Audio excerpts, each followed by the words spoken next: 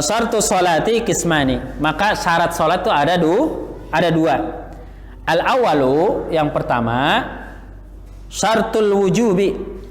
Itu syarat wajib. Ini ingetin ya, syarat sholat ada dua. Yang pertama dinamakan syarat wajib. Itu syarat yang mesti ada. Namun syarat yang dikatakan dengan syarat wajib pada sholat, ia mesti ada pada orang yang melaksanakan. Seperti apa? Wahwal islamu. Yang pertama dia harus orang Islam. Bukan orang Islam nggak wajib sholat. Kenapa? Syaratnya nggak terpenuhi. Syaratnya masuk stadion misalnya harus pakai kaos bola. Dia datang pakai jas. Kira-kira dikasih nggak tuh? Nggak dikasih kalau peraturannya harus kaos bola, begitu ya. Jadi jangan maksa-maksa orang non muslim untuk sholat. Syaratnya nggak terpenuhi. Itu ya. Jadi syarat wajib ini adalah syarat yang melekat pada orang yang melaksanakan. Yang kedua, wal bulugu, dia harus sudah balik. Apa itu balik?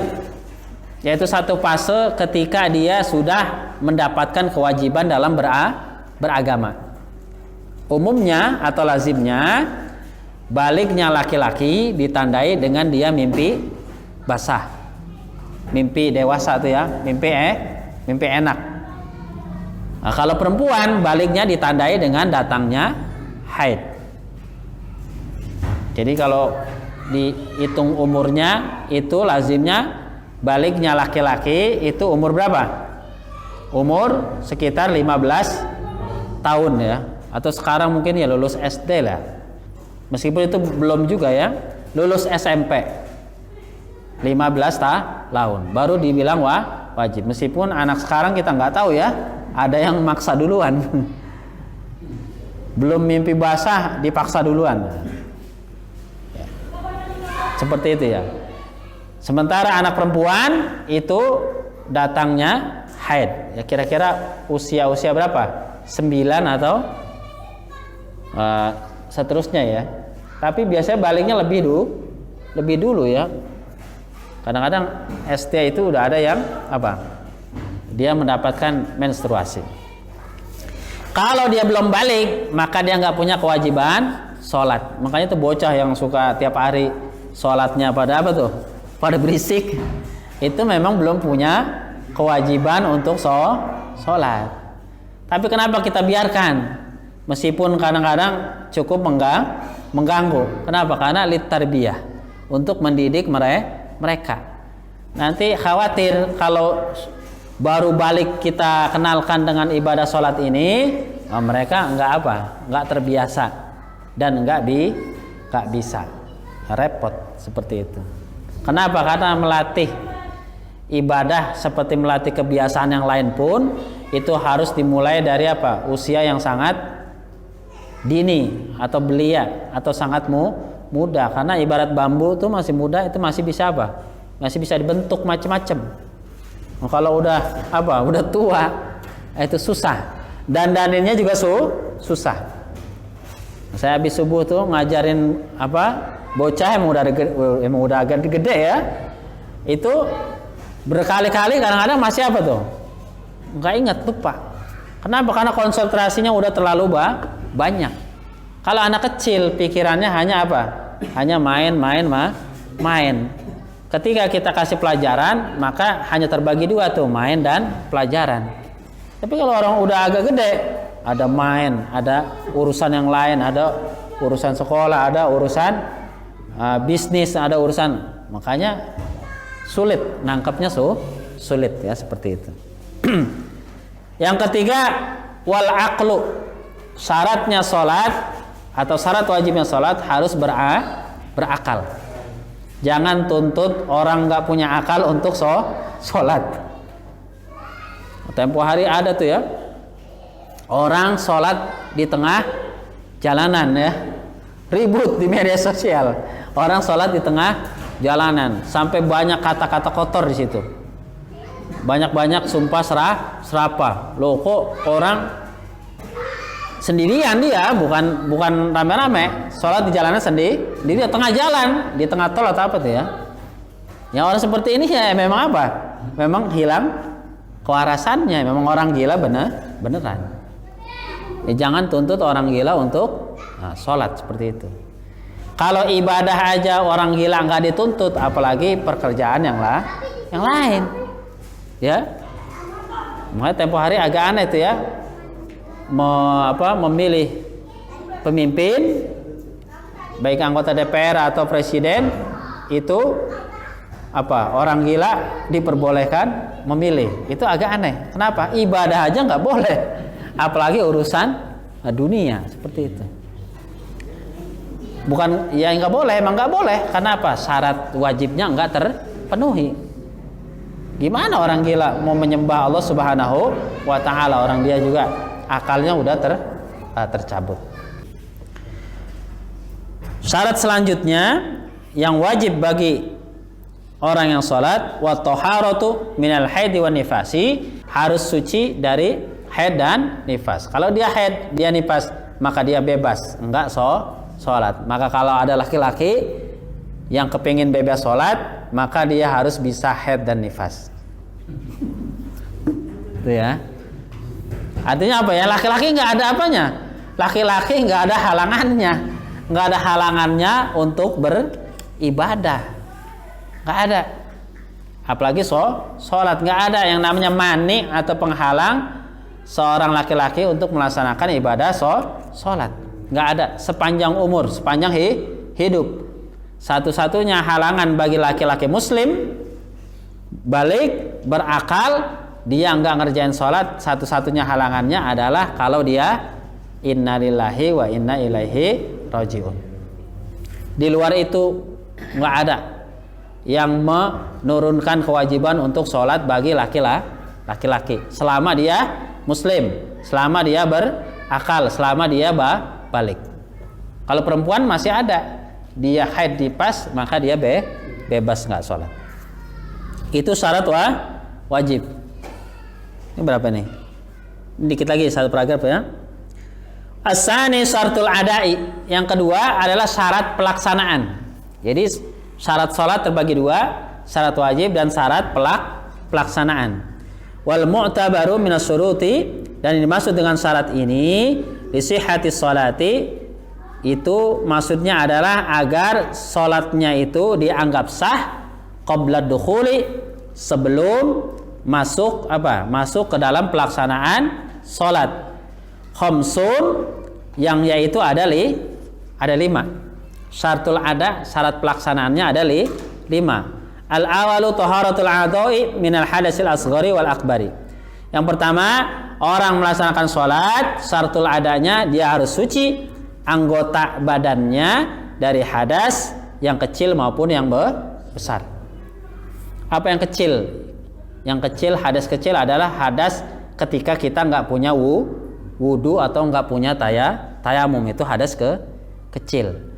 Apa hadas besar? Ketika kita sedang dalam keadaan junub karena habis berhubungan dengan suami istri atau habis ngimpi basah, seperti itu. Ya, kalau bujangan ngimpi basah ya, bujangan ngimpi basah ya, itu mengalami junub. Yang selanjutnya harus bersih dari najis yang tidak dimaaf darinya. Apa najis yang tidak dimaaf? Najis yang tidak dimaaf adalah apabila jelas ta'muhu rasanya, launuhu warnanya, terus rihuhu dan juga baunya. Kalau ada 3 hal ini, maka ini adalah najis yang tidak dimaaf.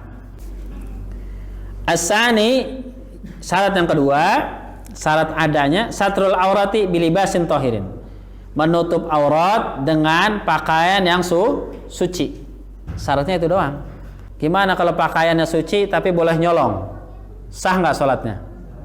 Sah nggak? Pakaiannya suci tapi pakaiannya boleh nyolong, sah nggak? Sah ya. Kenapa? Karena terpenuhi pakaian sucinya. Sementara perbuatan nyolongnya itu dosa yang lain. Jadi harus dibedakan ya. Ini dibedakan. Ini hanya berkenaan dengan syarat sah salat. Asalis yang ketiga, al-wuqufu ala makanin tahirin. Tempatnya harus suci.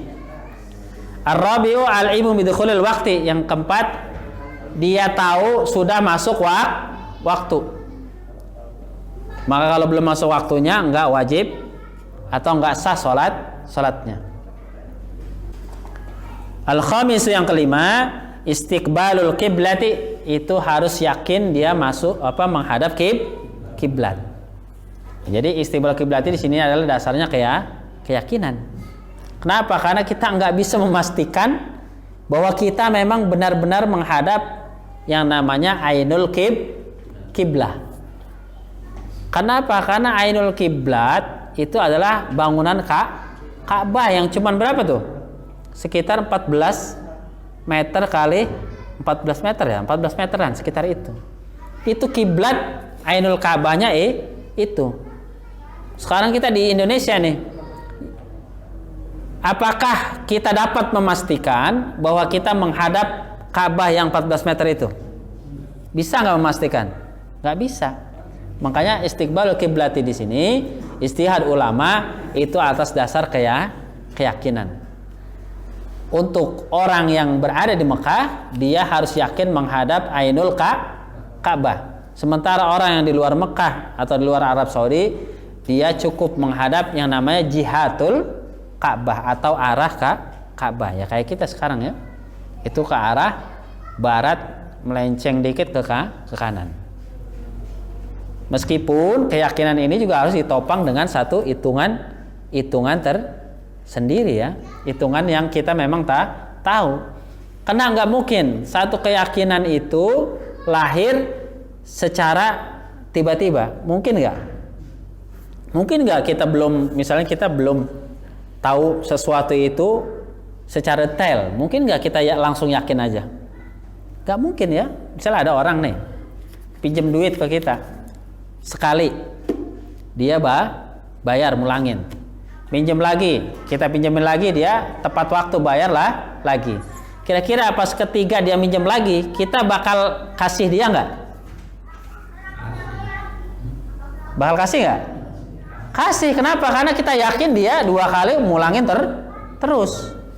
Nah itu kan kenapa kita kasih?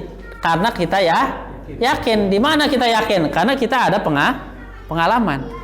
Jadi keyakinan itu selalu berpijak pada sesuatu hal yang memang kita sebenarnya sudah tahu seperti itu, meskipun enggak teraba secara jelas. Tapi mustahil keyakinan itu berpijak pada ruang kosong. Sekarang kita yakin akan wujud Allah Subhanahu wa ta'ala. Dari mana yakinnya? Ya, kita ngelihat ini ciptaan Allah Subhanahu wa ta'ala. Kenapa? Karena pengalaman kita, kalau ada meja pasti ada yang bikin, apalagi alam semesta yang rumit ini. Itu kenapa? Keyakinan, tapi ada dasarnya. Karena nggak pernah ada pengalaman yang mengatakan bahwa adanya meja itu secara simsalabim tiba-tiba nggak ada yang bikin. Coba gila nggak tuh? Gila nggak? Ya maksudnya waras atau tidak? Kalau ada orang meyakini meja itu muncul begitu aja dari pohon langsung jadi meja. Jadi meskipun dalam beragama kita ini dasarnya apa? Keyakinan, tapi keyakinan kita pun itu tetap berpijak pada satu penalaran yang lurus atau penalaran yang wajar, yang dapat dipahami secara akal. Seperti itu. Ya, makanya dalam segala hal juga begitu, jangan langsung yakin aja, nggak ada referensi atau nggak ada bahannya, kira-kira begitu ya. Orang kalau baru minjem duit ke kita pertama kali nih, itu kemungkinan 2, kita tolak atau kita kasih. Kalau kita kasih itu sangat murahnya kita, emang dasarnya orangnya murah. Tapi kalau dia tolak, kenapa? Karena nggak ada pengalaman dari orang tersebut, dia bakal mulangin utangnya, seperti itu ya. Satu baris lagi, famata ikhtala wahidun min hadhil khamsati intaqadatis sholatu fil hali. Maka manakala ihtala wahidun, terlepas atau terpelanting satu saja dari kelima hal ini, yang tadi syarat ada ya, syarat pelaksanaan sholat, maka batalah sholat saat itu juga. Nah, itu makanya banyak anak muda sekarang itu pakai jeans, itu celengannya kelihatan. Ya itu kalau mau ngikuti hukum fikih, ya sebenarnya sholatnya nggak sah ya. Kenapa? Karena auratnya terbuka. Karena ukuran ulama mengatakan ukuran tersingkapnya aurat itu manakala diketahui warna kulitnya. Jadi misalnya nih baju dia kena apa nih? Pas aurat ya, misalnya di bagian ya mohon maaf belakang, pantat katakanlah abu rokok, kan bolong tuh ya. Kalau bolongnya itu orang sampai tahu warna kulitnya, maka itu bisa dikatakan terbukanya aurat atau bisa membatalkan sholat. Tapi kalau bolongannya nggak kelihatan kecil gitu, maka itu nggak dianggap membuka aurat, seperti itu ya. Nah ini makanya perhatikan ya. Makanya kita harus hati-hati juga. Kalau ada orang yang jadi imam dan kita lihat nih celananya kurang rapi ya, yang kalau sujud itu kebuka, yang mending tidak usah diikuti ya, daripada kita nggak yakin itu sah atau tidak, karena terbuka itu orang seperti itu ya. Wallahu alam bisawab. Subhanakallahumma wa bihamdika asyhadu an la ilaha illa anta astaghfiruka wa atubu ilaik.